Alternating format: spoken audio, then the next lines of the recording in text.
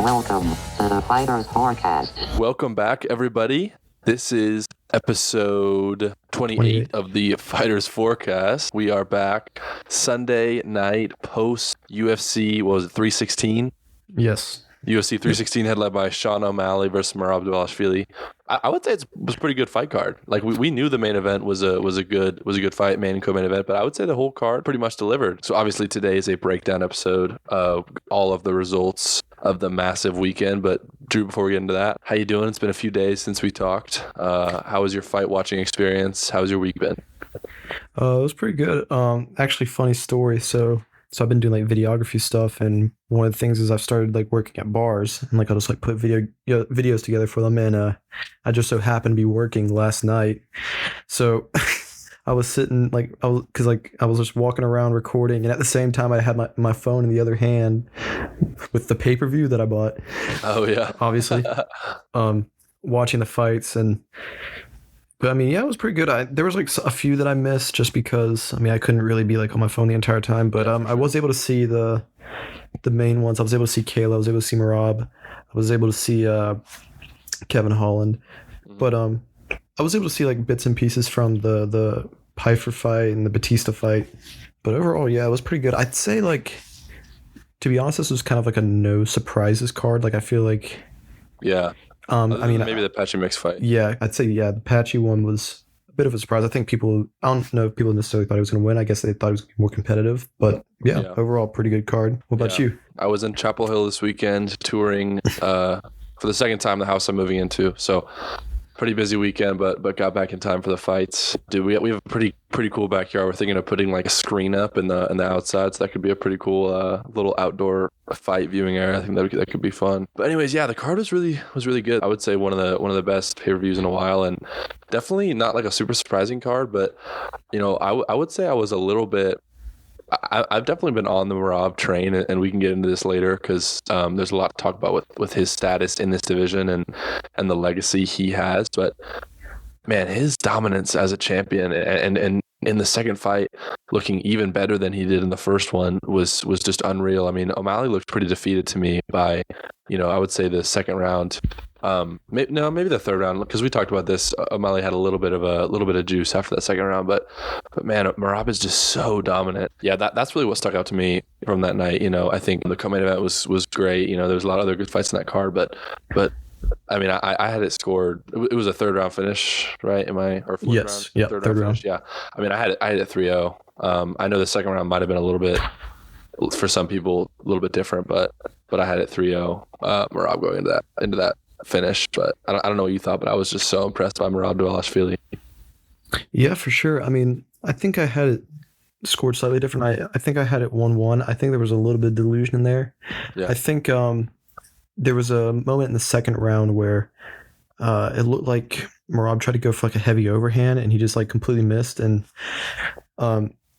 O'Malley pretty much just threw like a straight right down the middle and like clocked him on the nose. And I thought I legit thought that like Merab was about to drop, and he didn't, because he's got like a forehead made of steel. Yeah. But yeah, I mean, pretty much the same thing you said. I think, like you said, there was like a certain point where you could kind of tell that Sean had given up, and I think it was around. I think it might have been the second round. I think because Sean did get taken down the first, but he was kind of staving off a lot of the takedowns, and then the second round came, and he was able to defend decently. And then around the third round, he started getting backed up to the cage more. He got taken down, and he was able to get up.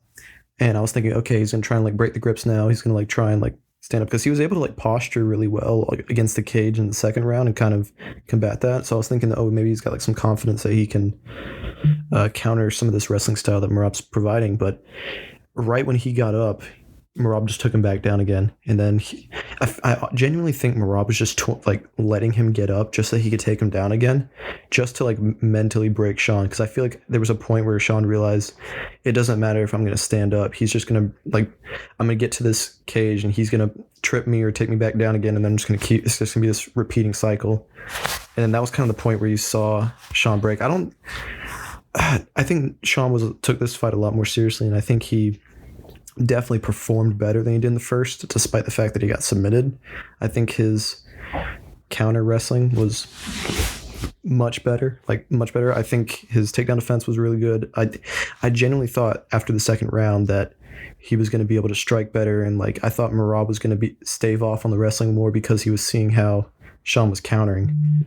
But like you said, Merab is a machine, and he just it's like a death by 1,000 cuts. Like Sean, Merab's just he's gonna take you down every single time. Merab doesn't care if he gets the takedown. He just knows that you're gonna spend so much time defending the takedowns that by the time he does get you down, you're not getting back up. And that's ultimately what did happen. But it was an insanely impressive performance, I would say.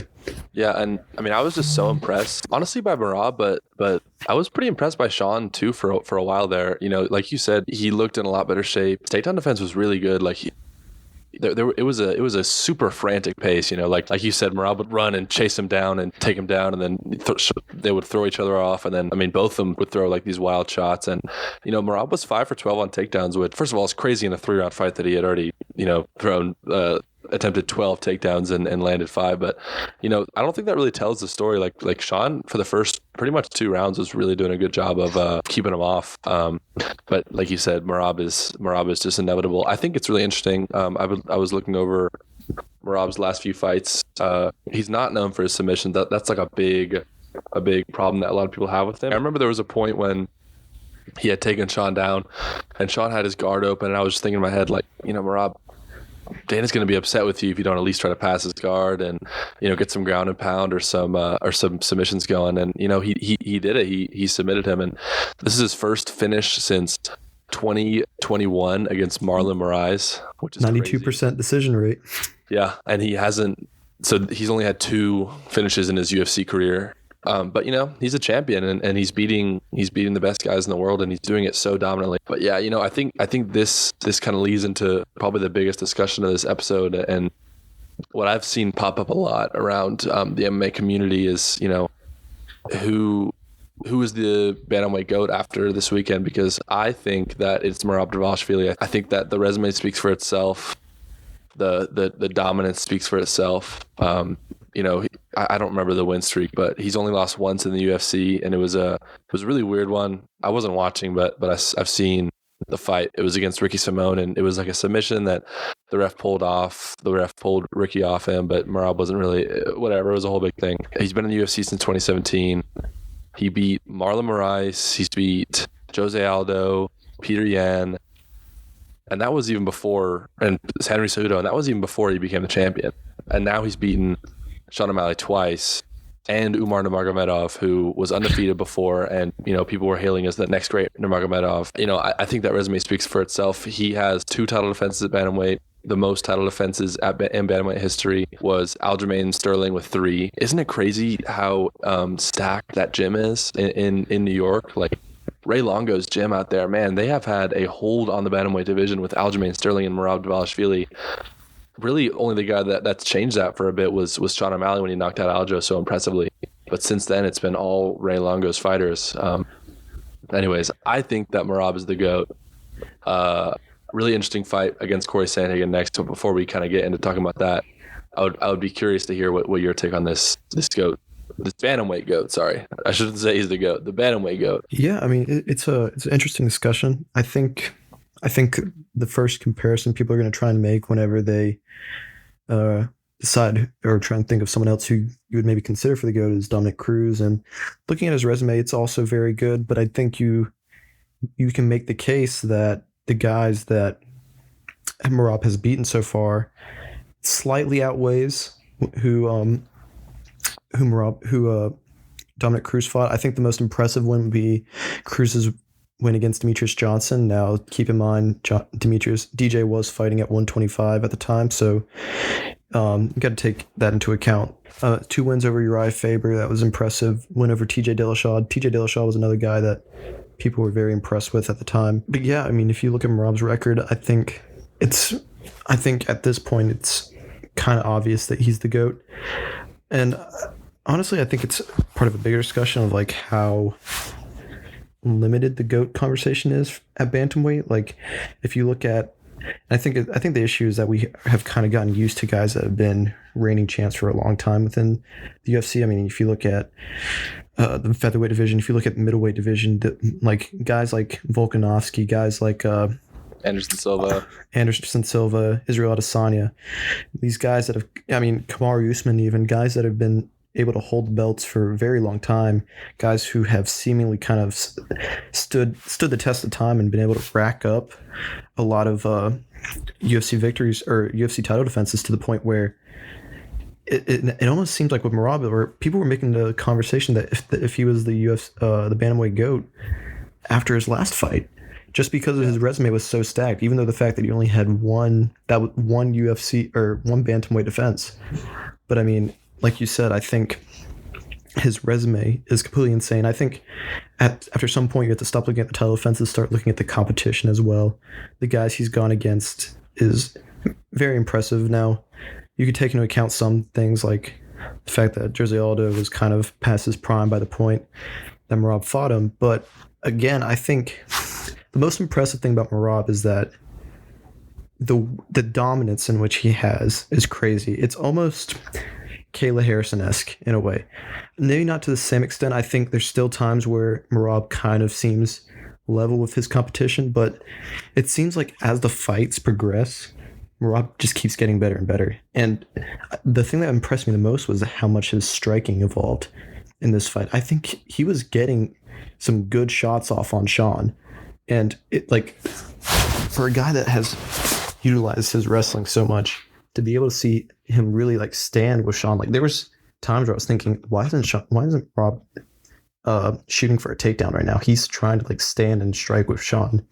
Being able to like stay there and get some good shots off on Sean, that was insanely impressive. But yeah, I completely agree. I think right for the time right now, at least, I think Merab clearly seems to be the GOAT. And if you take out, I mean, I've seen some people argue that if you take Merab out, like the skill difference in which you have, like people were saying that Sean probably beats the vast majority of the bantamweights. It's just that Merab is so good. I think if you look at it, it's like the rest of the bantamweight division, Sean, and then Merab. Like I think, and it really hurts Sean's resume so much because despite how good he is, despite how talented he is in the bantamweight division, he just happens to have Merab in his division as well. Yeah. But yeah, I think that's kind of the consensus I've come to at this point. Yeah, I think it's really interesting.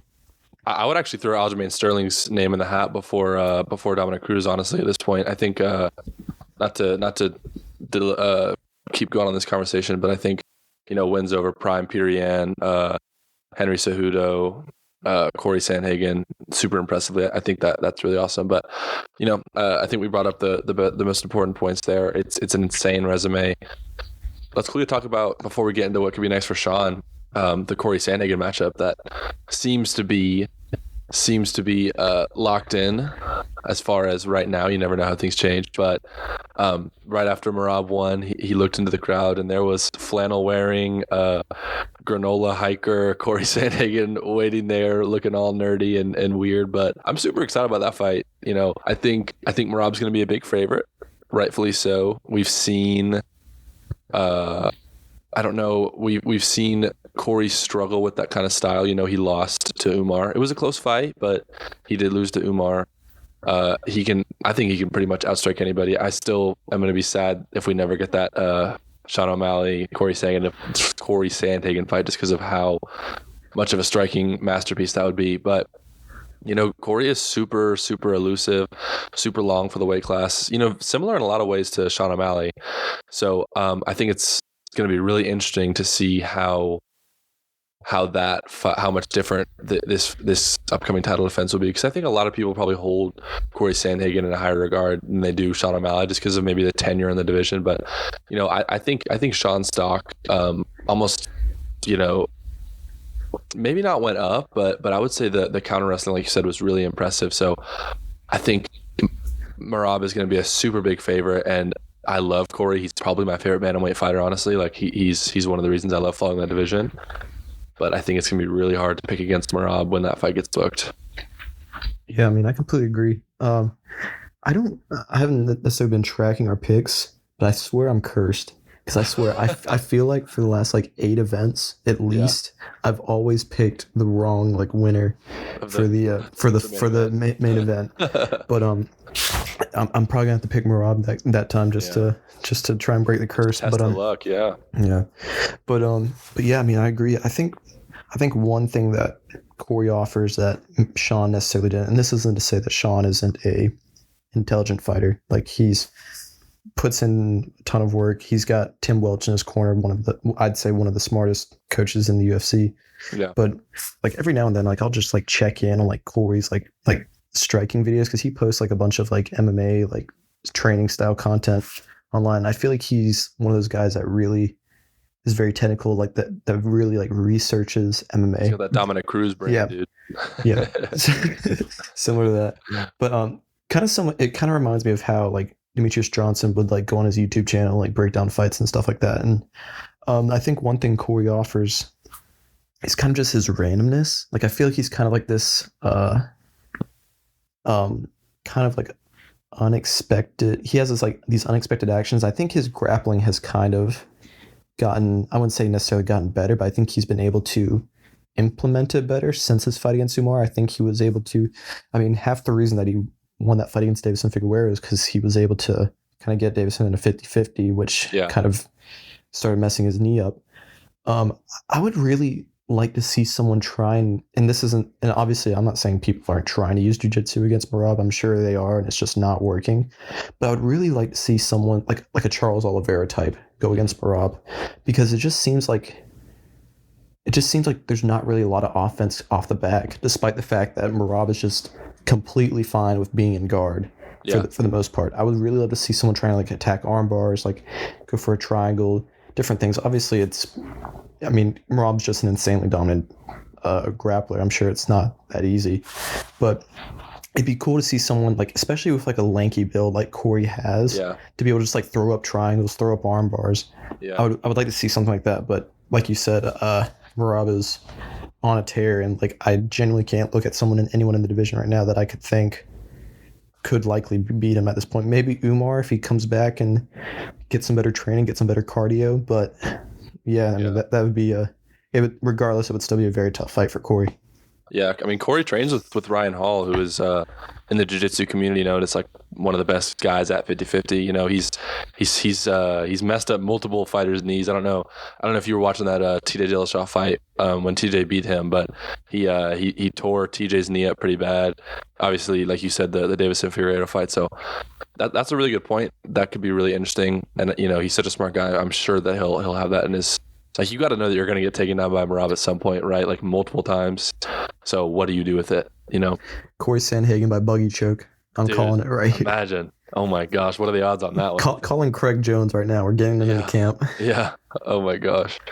Yeah, but yeah, that'll be really interesting. It's kind of nice to know, you know, who the next challenger is, and it's a fresh matchup, which Merab is kind of running out of at this point with his dominance. It's just what you talked about. When you get a dominant champion, it's awesome, but they're running a matchup, so it'll be really interesting to see this one against Corey.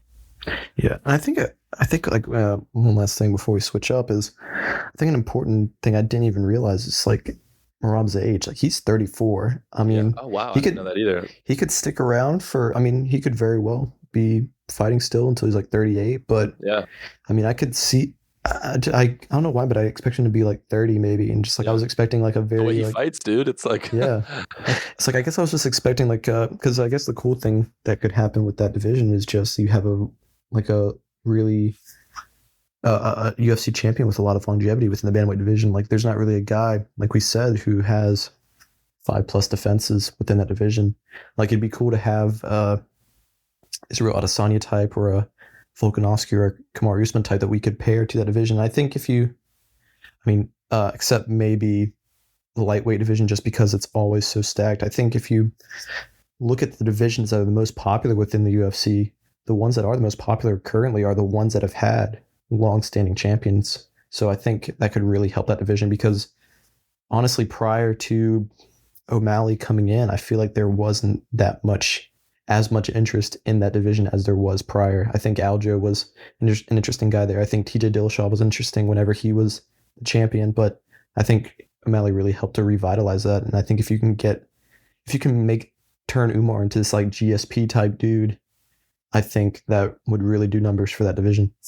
Yeah, for sure. So we know the matchup Merab has. We were kind of texting about this during the fight, but I think it's gonna be really interesting to see what Sean does next. Obviously he's, I mean, how old is he? I can check this real quick. I know he's not. Sean's like 31, 32, if I had to guess. Yeah, he is.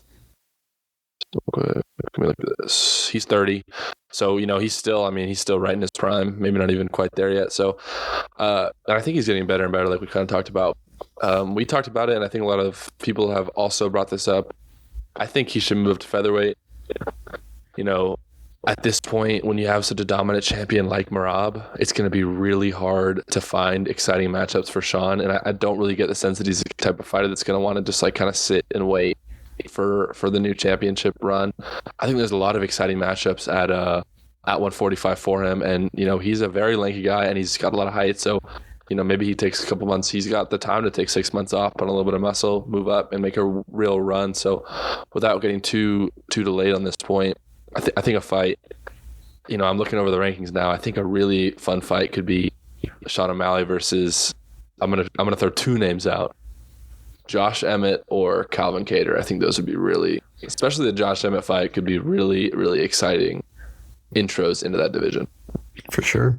Definitely. I mean, I think Sean did respond to the people talking about 145. I think he said that 145 is probably something that's going to end up happening, but he did say that he still wants to explore some fights within the bantamweight division because there's some guys there that he still wants to fight. I think a Figueiredo fight would maybe be interesting. I think a Peter Yan rematch would also be an interesting one, but at the same time, I think moving up would probably be the best option for him. I think if you look at the bantamweight division, it's and we've talked about this before, how impressive it was that Sean did become champion because the bantamweight division is primarily a grappling heavy division for the most part. You have some guys that stand out. You got Cody Garbrandt as an example. You have Dominic Cruz, who was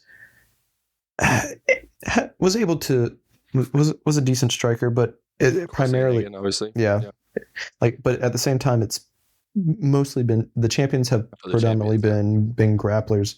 Yeah. But whereas if you look at the 145 division, you have guys who are really good at grappling. I think Volk has insanely good grappling, but those same dudes also are really good at standing and banging. I mean, to give an example, look at the Volk Diego Lopez fight. Look at Max Holloway, Joshua Emmett, like you mentioned. I would really love to see a Sean O'Malley Diego Lopez fight. I think if he did, that's a hard fight for his first one though. I was gonna say if he does transition to 145, like obviously that wouldn't be the first fight to make, but that'd be a really cool fight. But yeah, it'd be interesting to see how his transition would be, because I think the one issue with Sean is his striking is insanely fast. He has really good reaction time. He has really good striking, like great technique. But it seems like sometimes the shots that he's landing aren't knocking people out. I think if he was fighting at 145, that shot that he got Merab on in that second round, I think he knocks someone out if that's at 145. So it'd be interesting to see how that would transition, if that would make him a better fighter or a worse fighter. Would he be able to maintain that speed? Would he be able to utilize more power? So it's definitely an interesting conversation and thing to look forward to for Sean's future. Yeah, it'll be really interesting to see what goes on next with those two guys.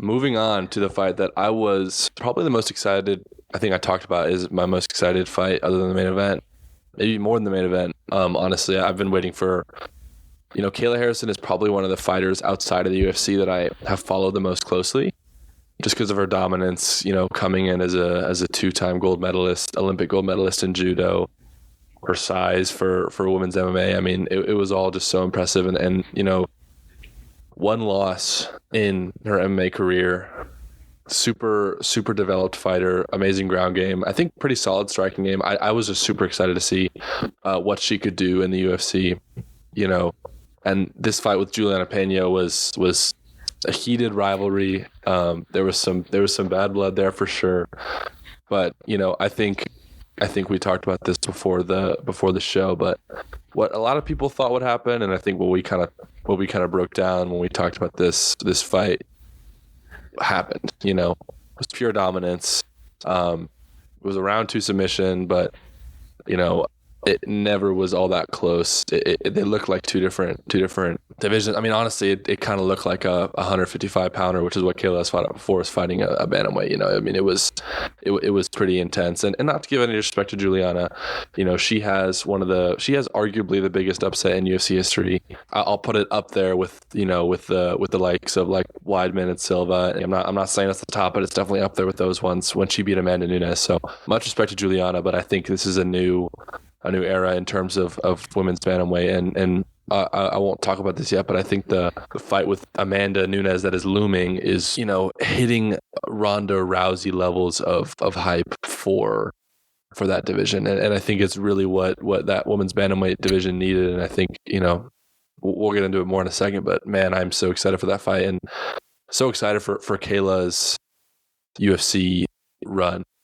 I don't know what you thought about the fight, but yeah. Yeah, for sure. I mean, honestly, it was just, like you said, insanely dominant. I think I was looking at the verdict scorecards, and people were giving like sub 8 scores for Juliana Pena. I think it was like 10, like it was 210 to 7.8 rounds, even going into the second round. It was just, like you said, I mean, I don't think there was really any doubt from a lot of people that Kayla was going to win. I genuinely did not see a situation where Pena was going to win.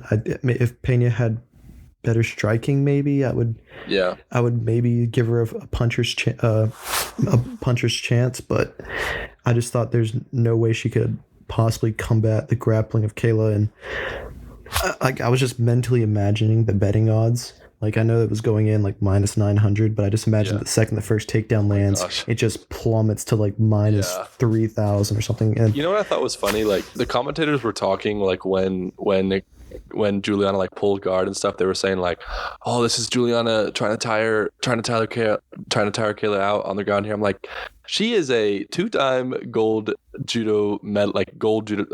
medalist in judo. Like, do you think grappling is going to tire her out? Like, really, guys?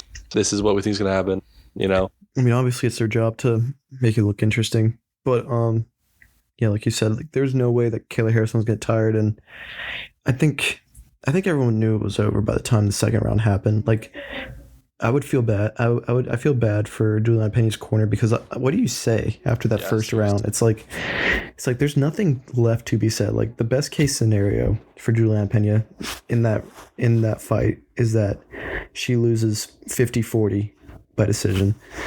It was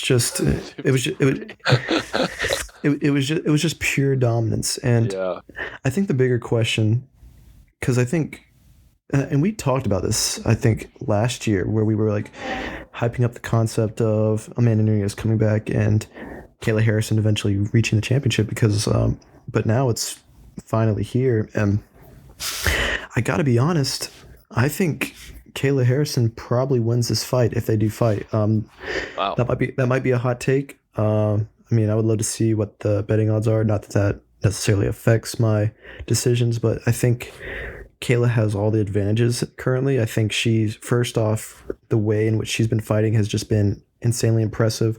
I know Amanda Nunes did basically the same thing, just with more ground and pound to Juliana Pena right before she retired. But Amanda Nunes has been out for a while. She's 37 years old.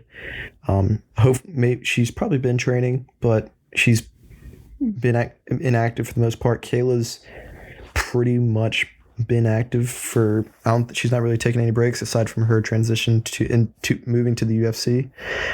And she's also younger. I think she's just has the advantage going in. I genuinely think this would be Amanda Nunes' hardest fight in her career up to this point. I think, and I'll let you give your breakdown of it. But I think the bigger question is what happens after that fight, because it seems like regardless of what happens, there's not really going to be anything that's going to be a massive draw for that division after the fact. I think I agree with everything you said. That fight is going to be so exciting. So they trained together they trained together, Juliana Pena and Amanda Nunes. They're not Juliana Pena, Amanda Nunes and Kayla Harrison a while ago, before Amanda Nunes broke off from ATT, American Top Team, and started her own gym. I think everything you're saying is right. It's gonna be. I'm gonna go back and forth a bunch before this fight. I think I'll probably gonna end up picking Kayla as well. I think the age is a factor. I think the ring rest could be a factor. I think if it was like maybe Amanda Nunes 3 years ago versus this Kayla, Amanda's striking when she was in her prime was just like different. Like she was just putting people down and out. That second fight against Juliana is, if you need a reminder of that, like people should go watch that fight because that was insane. But I think it's gonna be really interesting, and I hope that fight happens this year. But honestly, like you kind of said, like the sooner that fight happens, the sooner the division is in a really weird place. I think the best case scenario for the UFC, honestly, is that like Amanda Nunes and Kayla Harrison fight, and it's like super close, and it's like a split decision. It's like an amazing fight. It's like a split decision or something, and they can like rematch it. You know what I mean? Because like if they can't remake this fight, like what do you do? Much. Yeah, like I'm looking at women's bantamweight right now. Like I'm gonna go 1 through 5 right now. Right? It's obviously Kayla Harrison is a champion. It's gonna shift a little bit. So Juliana Pena will probably be the number 1 contender, but then it's Raquel Pennington, who just lost to Juliana Pena.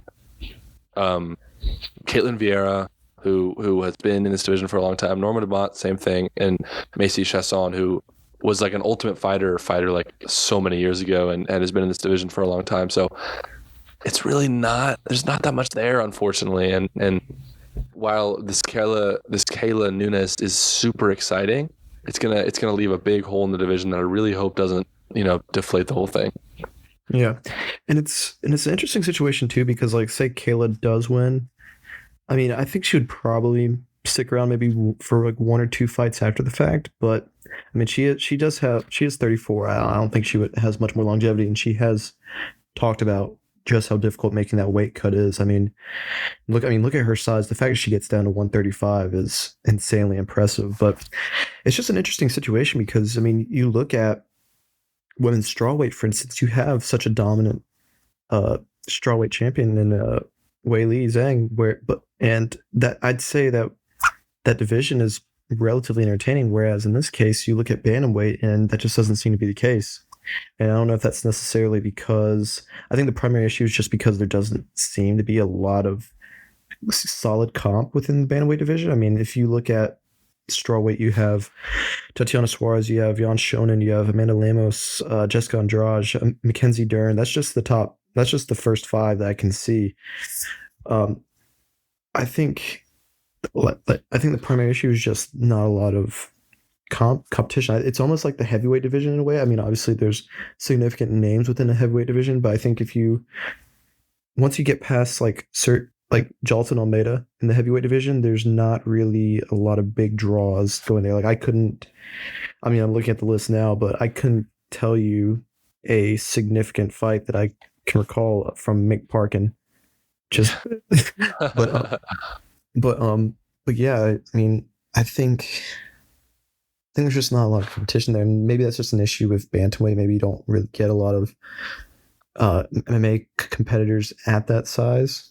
But yeah, I mean, it's just a difficult situation, and it honestly makes you wonder, like, what will they do with the division after you have someone like Kayla Harrison leave? Because I guess Kayla was kind of like the last, and I believe we mentioned it, where she was like this coming in to almost save the division, because we were talking about Raquel Pennington and Juliana Pena. We were like discussing like if Kayla Harrison loses, because she was also, I believe, on like an undercard for that fight where against Talia, I believe. Yeah. And we were talking, well, if Kayla loses, then the bantamweight division probably dies that night. Yeah, just because there's no one else there. But yeah, I mean, it's how the 145, division died in the UFC. That was a women's 145 was around before Amanda Nunes retired. You lose a big star, and it's wraps. Yeah, but and I'll just say one more thing, and it's kind of focusing on the fight comp. I was so surprised at how big Amanda Nunes looked paired up against Kayla Harrison. Like, if you looked at the difference between Kayla Harrison and Juliana Pena, like, it literally looked like they were in different weight divisions. Whereas Amanda Nunes looked virtually the same as Kayla. I think she might even be taller than Kayla. I'm not entirely sure. Maybe. She's huge, yeah. So I mean, I think it, and I haven't necessarily watched a lot of Kayla's like PFL fights, but I feel like it'll be interesting to see how Kayla's fighting and especially her grappling changes when she's going up against someone with a similar build to her. Not necessarily saying that Amanda Nunes is as muscular as Kayla Harrison is, but she certainly has the same height, and she definitely is a very strong fighter. So that will be the big thing. And honestly, that could very well be the end of the bantamweight division, assuming there's no more big draws coming out of that. Maybe you get something from Raquel Pennington, but I don't necessarily see that happening.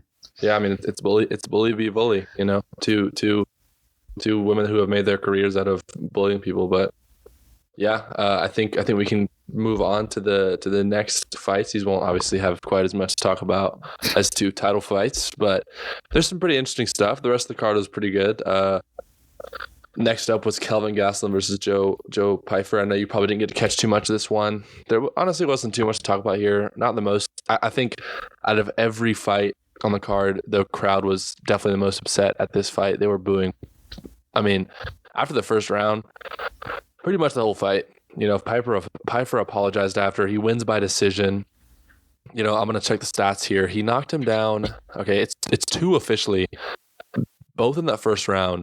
But I remember it was like two of the cleanest shots you've ever seen in the first round dropped him, and then he also wobbled him with a head kick, I believe. And after that first round, I remember thinking like, there's no way that Kelvin Gastelum comes back after this. But the next two fights the next two rounds were pretty close. Kelvin was able to kind of make his way back in, and not to disrespect Kelvin, but it almost seemed like it was more on Joe's lack of activity versus Kelvin's sudden change up in style. It really seemed like either Joe was complacent to kind of wait and get a decision victory, or he was nervous about like gassing out, you know, because Kelvin has a notoriously tough chin and he's notorious for coming back. But I know you didn't catch the whole fight, but what are your kind of thoughts on that, and where do you see these guys kind of go next to their careers? Yeah, I mean, I was able to hear a little bit of the commentary while I did miss the first round, so it seems like that was the most interesting thing. Exciting. I missed the only thing that was like worth watching, but I remember I think I picked up near the end of the second, and I remember I think it was like Joe who said something.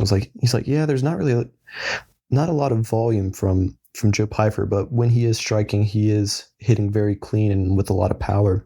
Yeah. And I guess I was just expecting more aggression from Pyfer. Maybe after the first round, he just thought, there's no point in taking unnecessary risk. Let me just cruise through this because I can just like piece him up and he might be a little rocked. But yeah, I mean, I guess it's interesting. I think there's more to be talked about Joe Pyfer than there is Kelvin Gastelum. I think Kelvin Gastelum is almost trying to be this almost like a Kevin Holland in the sense where he's kind of like bouncing around between 170, 185. And it's I'm more interested in who Joe Pyfer fights next because he's kind of like in this weird middle ground where it seems like I remember when the UFC was really trying to hype him up and he was like this guy that was coming in with a lot of power. He was just knocking out dudes left and right. And I remember his fight, I believe, was against Barrio, right? In Canada, I believe. And I believe that was his first loss within the UFC. And it was kind of just like not necessarily downhill, but kind of just very choppy in his career from after that.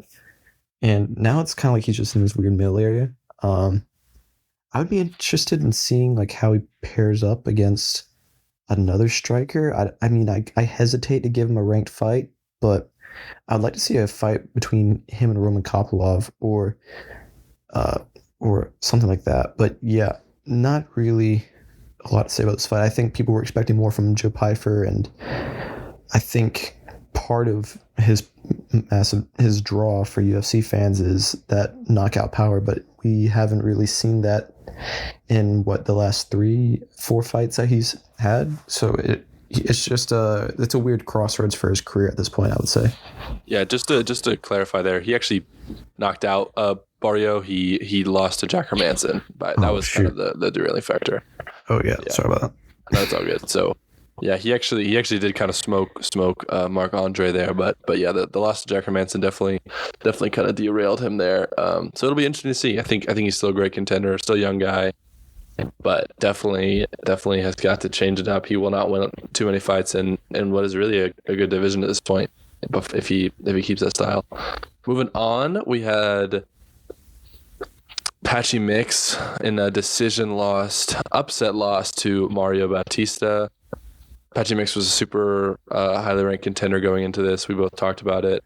We both predicted this fight wrong. This was a really weird fight. I think everybody's kind of been saying the same things, and we both agreed. Pyfer.Mix was just so flat-footed. I didn't see an ounce of head movement. His boxing looked okay. Like, it didn't look bad at all. But Bautista was not doing all that much. He was throwing pretty basic combos, and Pyfer.Mix just didn't come in with the right game plan. It was really strange from a guy who was 20-1 and has some of the, he was a Bellator fighter, but he has some really good wins. Kind of off the top of my head, he fought that. Sorry, I'm gonna pull up his Magomedov. Yeah, he beat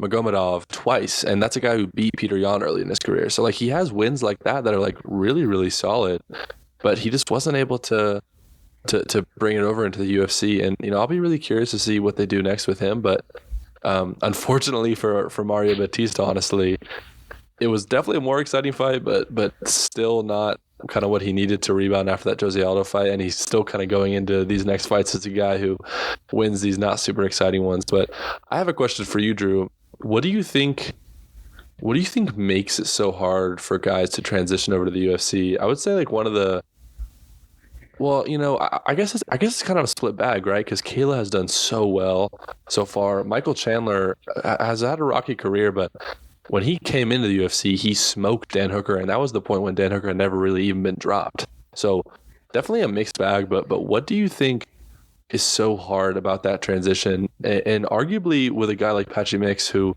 has fought harder guys than Mario Bautista, like you would really think that he's beat guys that are maybe harder. Do you think it's the lights, or do you think that the competition really is just that much better in the UFC? I honestly, I don't think it's either. I think it's the way that they're being handled. I think the one exception to that would, like you said, would definitely be Michael Chandler.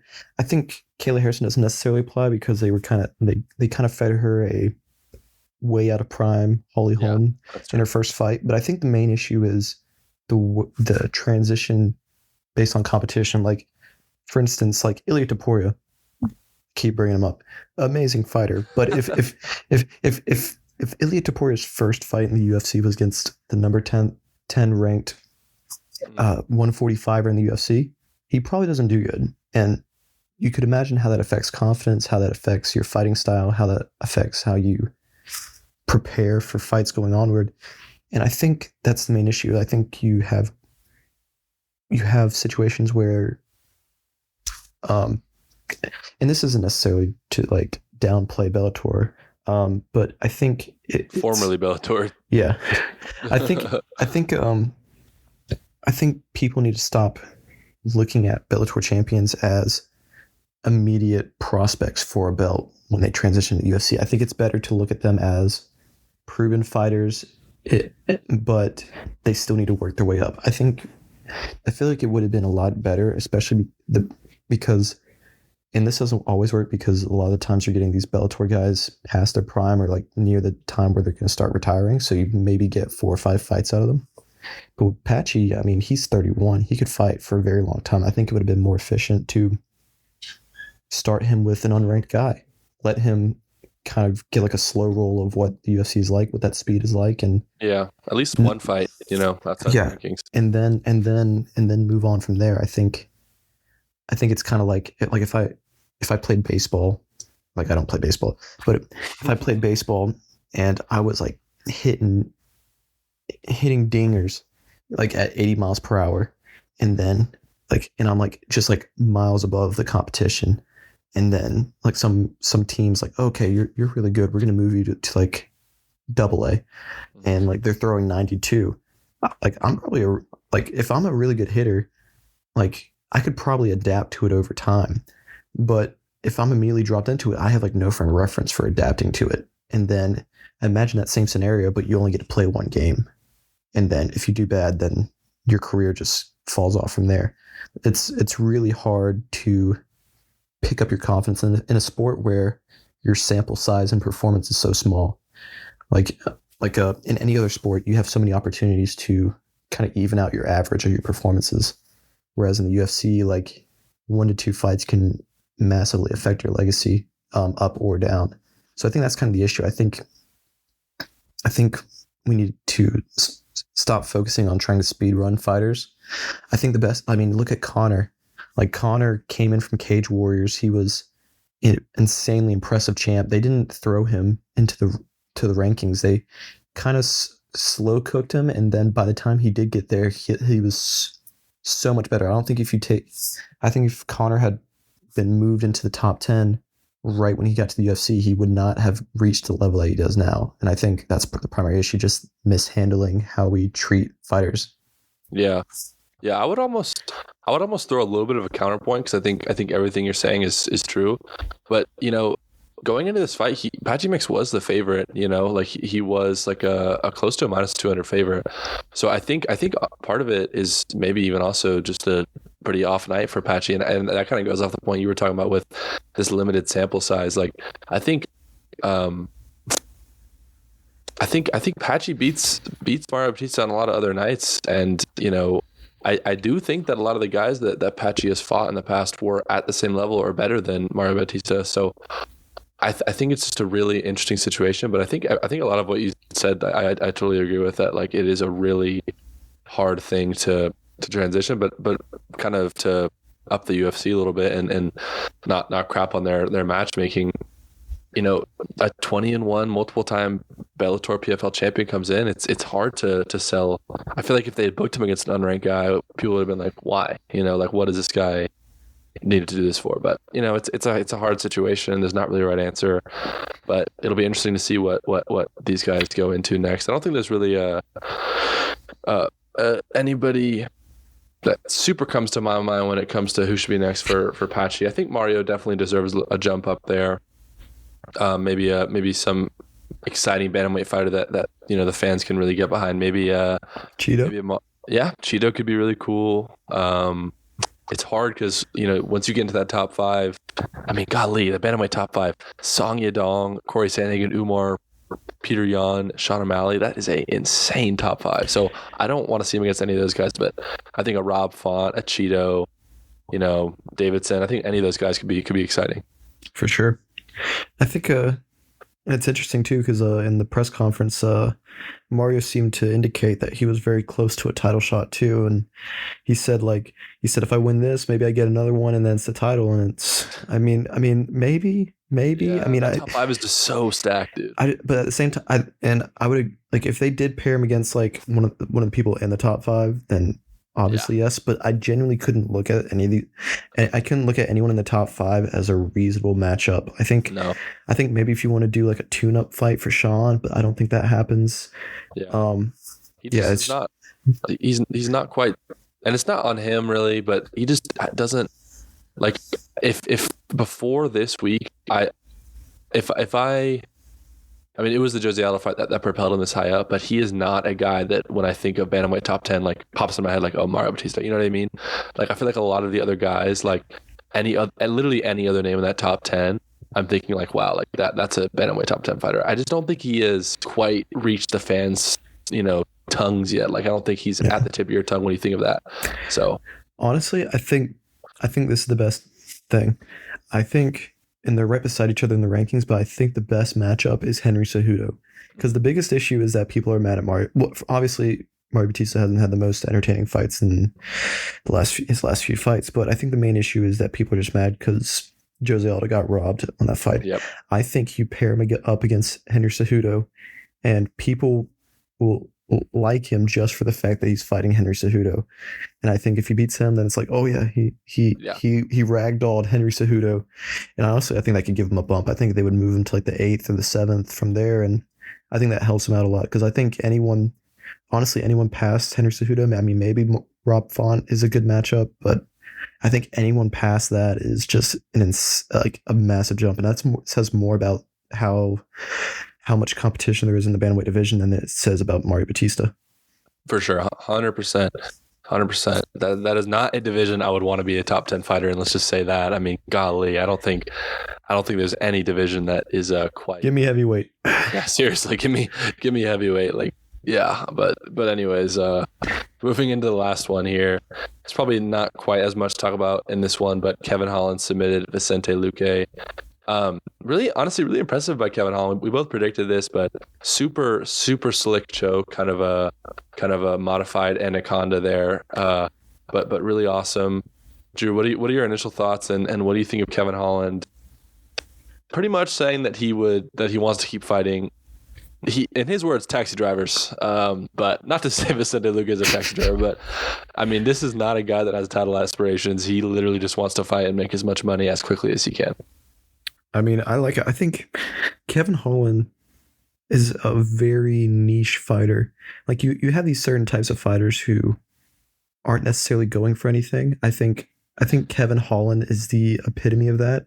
I think more divisions should have a Kevin Holland, even though Kevin Holland isn't necessarily stuck to one single division. But it's kind of cool where he's kind of just like this journeyman who will pick up any fight. And like, there's never been a time where I look at a Kevin Holland fight and think, oh, I don't want to watch that. Like, he just has these impressive fights, and he either elevates the fighter that he's fighting against to where you like kind of like remember him and you think, oh, this is a really impressive fight, or he kind of like just puts on this crazy performance that you like just didn't expect coming. I think he's had like at least 2 or 3 submission victories in his last 5 fights, I believe. I mean, just crazy impressive. And now he's kind of transitioning into like fighting people that that UFC fans don't like. I think that's his next step. I think he's called out Colby Covington. I think that would be a really cool fight. That'd be a fun one. Yeah. I would really love to see a Wonderboy rematch. I think that would be kind of fun. But yeah, I mean, he's just a really interesting fighter, and like you don't really see. I think Michael Chandler is kind of similar in the sense that Michael Chandler will just like fight anybody, and Michael Chandler kind of says like, "Oh, I'm doing this so I can, like, this is the journey to the belt, all the way to the top," or whatever his slogan is. But like, you kind of know, Kevin kind of knows that he's like not getting a championship title, so he's just like, screw it, I'm just gonna fight as many times as possible, and I'm just gonna have super entertaining fights. So I think that's really cool, and I think that's kind of like I said, a fighter that you need in more divisions. Yeah, give me Kevin Holland versus Mick Park in a heavyweight. That's what I want to see next. I want to see the Trailblazer take on the heavyweight GOAT. Should Mick Parkin just be like the mascot of the show at this point? I just think that was such a great call out, like Mick Parkin at 13. No, I was just looking. So funny. It's just like Mick Parkin just got massive shade, just existing. Mick Parkin's listening. He's like, what do you say fuck me for? Yeah. No, I literally just looked at the list and I was like, who's the most like NPC name I can find on this list? And unfortunately, he was right next to Shamil Ghazi. Yeah. And Talson Teixeira, who's actually like, honestly, he's had some pretty impressive performances, so I'm looking forward to seeing him. But Parkin is 10-1. I think this guy trains with or I know he's English. I think he trains with or like Tom Aspinall? To Tom Aspinall. Yeah, I think he does. He's got that Tom Aspinall build. He looks very Tom Aspinall-esque. Yeah. But anyways, sorry, Mick, if you're listening, dude, please come on. Like, love you, Mick. Talk to you. Never heard of you until just now, but love you, Mick. Yeah, love you. But yeah, I mean that was pretty much 316. I'll give a quick shout out to Joshua Van, the prelim headliner. Super slick flyweight, only 23 from Myanmar. I mean, I was so impressed by his performance. I think he's going to do great things. I think he should get a top 15 matchup next. I mean, he's 23, so you can kind of go slow with him like we talked about. But, I mean, the sky's the limit for that kid. He's fighting. I mean, dude, he's not that much older than us, and he is, making his name for himself in the UFC already. So super, super awesome fighter. Man, we have spent more time than I thought we would breaking down this card. It shows you how how good of a card it was and how many implications are just from it. You know, we see a lot of good fights in the UFC, but I feel like there's not a lot of times these cards. There's not like I'll bring Dustin Poirier versus Max Holloway into it, for example. Like, super great fights, but sometimes these great fights don't have as many implications. I would say pretty much every fight on this card has a lot of implications for the division. So, any final thoughts on the card on life before we end this episode, Drew?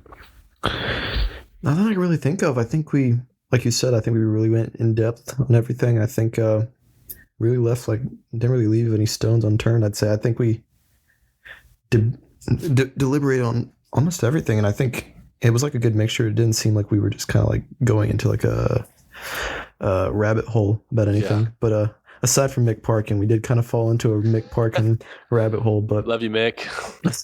Yeah, I think we just get it. I think that's how we end the video. Just see you later. Love you, Mick. Love you, Mick. All right. Well, I guess that was episode 28. I think we're gonna call it there. Yeah. Have a great day. Do all this stuff, follow and all that stuff. Trying to keep these episodes coming out frequently, so I hope you guys enjoy. I'm Henry. I'm Drew. And we are out. Thank you.